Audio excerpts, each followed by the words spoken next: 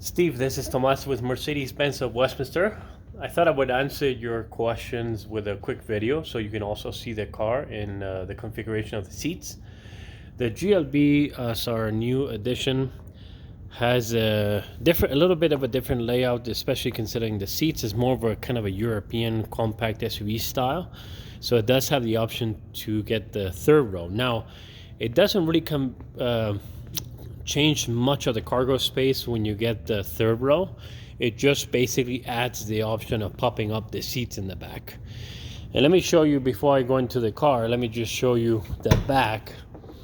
This is how the third row, basically the cargo space, is going to look like with any of our GLBs, which is a substantial amount of space.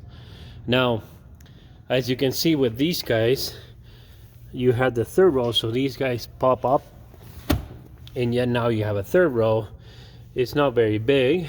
It's designed for short trips with young kids, obviously, but these can be folded down. As you saw, you have the same amount of space as if we didn't have the third row.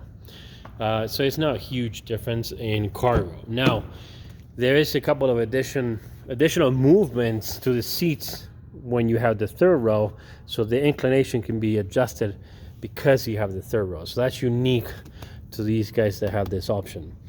Again, if you get the 5-passenger option, the seating will be static. You have the ability to fold it, but it will not have the pop-up in the back, of course, and the inclination will not be the same. Now, as far as the packages, you were asking me about the driver assistance. So the premium package is a fairly common option. It is not a standard, but it's a common option in our cars. We'll give you the bigger screen and some of the features that are, for most of our customers, are quite to be expected in a car like this. Now, the driver assistance is a separate option, and that will give you the active cruise control. So the Distronic option will be added when you get that option, and that is not necessarily very common on the GLB. So if that's something that's important to you, the most obvious option with that package is the active cruise control, which basically locks at a certain distance and speed with the car ahead of you, and not only has a cruise control but also has proactive ability to speed up or slow down according to traffic. Now, this car does not have that option. The other option that's available, you'll see on the build, is the park assist, basically the Parktronic, which is the 360 sensors and the 360 cameras. That is not on this car, and it's also not very common on the GLB, just because of the nature of the vehicle, more on the practical side.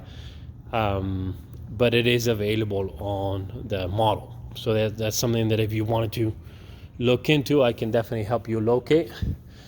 But I thought I would send you this first, just initial introduction to the car on this particular blue one that you saw that we happen to have in the showroom. But I send you the build for this guy, and that's exactly what you're looking at here. We do have some pretty interesting financial options this month, so if that's something you want to explore, let me know. If we need to check out some additional details or any other models as far as equipment, just let me know.